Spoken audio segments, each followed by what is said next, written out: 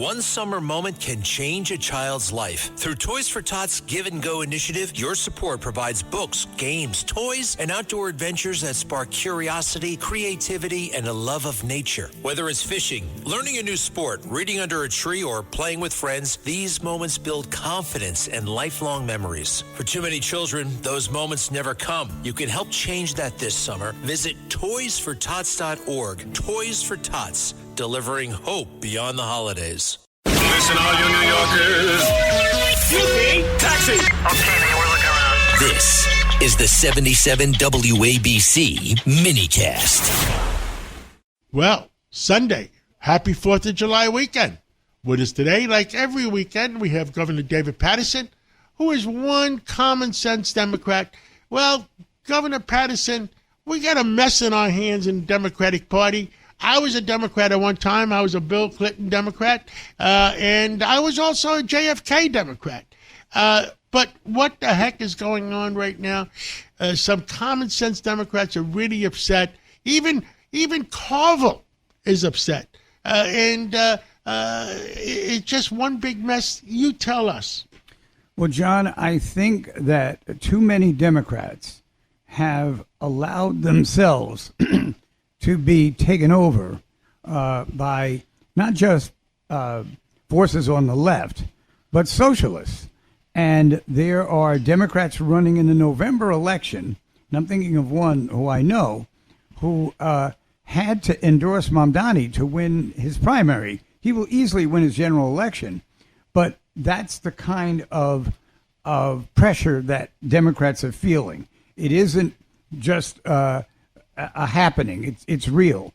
And one of the issues that, if you really think back, John, if you ever heard some of John F. Kennedy's old press conferences or the speeches that he made, you would have thought he was a Republican and not even a moderate Republican. And I think that may be the key to bringing the Democratic Party back, which is to find the issues that really that are loathsome to people, their tax issues, the issues of being pushed out by other groups and that kind of thing. And I think that would really be the beginning.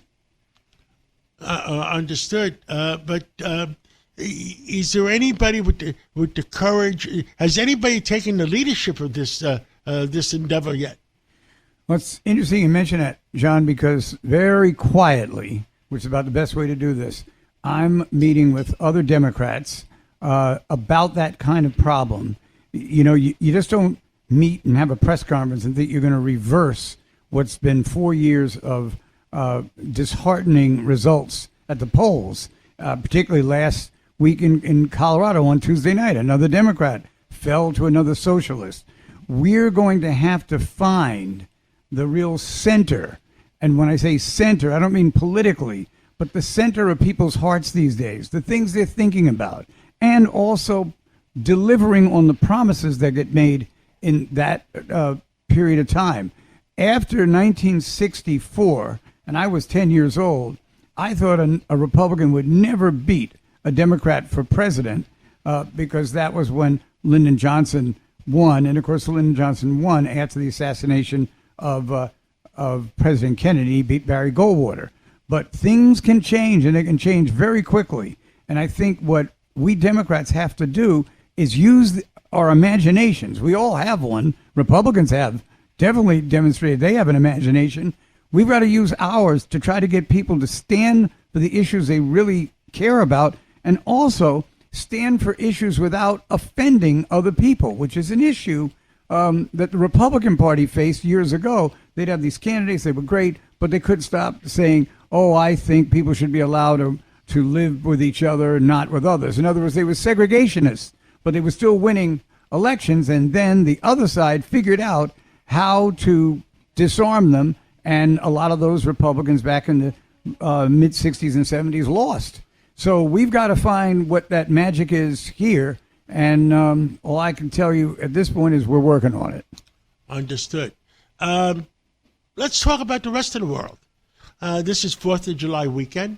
Were you upset when you first heard that now it's 11 states don't want to celebrate 250 years in Washington?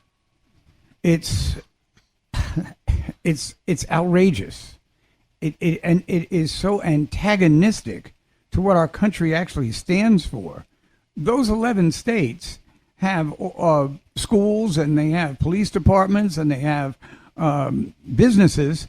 I'm sure that they want to be successful. Why would they go out of their way to not want to talk about the July 4th being, well, it's basically the anniversary of the founding of this country? Now, if we go back to what was actually going on around then, yes, a lot of the people who signed the Declaration of Independence had slaves, and there were other people that were committing other types of offenses. But really, it was the beginning. There is a Harvard professor, her last name is Green, I believe, African-American, who explains that whole process. And really, if you look through history, when great changes are made, they're great, but they're not perfect.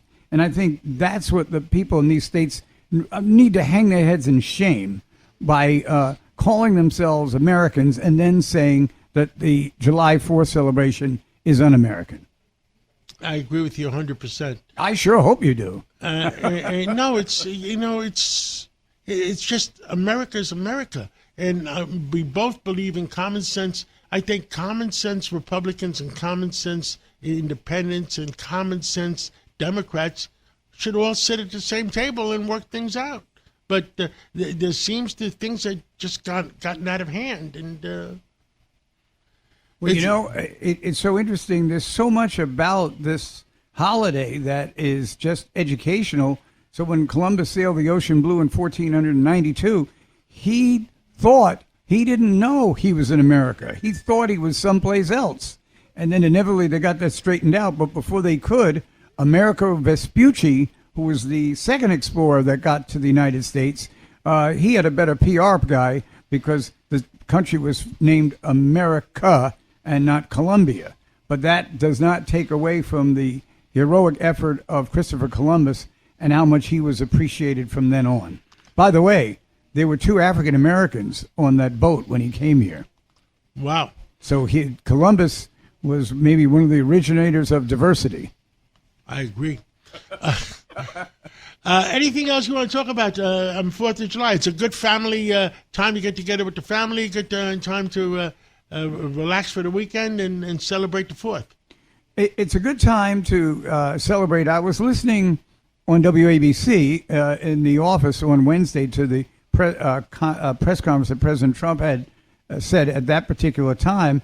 And I guess for just the time being, there'll be incidents here and there'll be threats and that kind of thing. But I guess his plan is really to let Iran die on the vine because they will not be able to keep up with the weaponry and the attacking capacity of the United States. But otherwise, just for families and that kind of thing, it's just a great time to celebrate and a great time to be thankful for everything you have, and even a great time to think about people who you encounter, who you disagree with, but how they and you can look at the same flag and be proud that we all live here.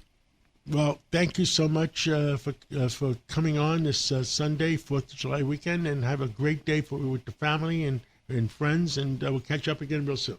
Same to you, John.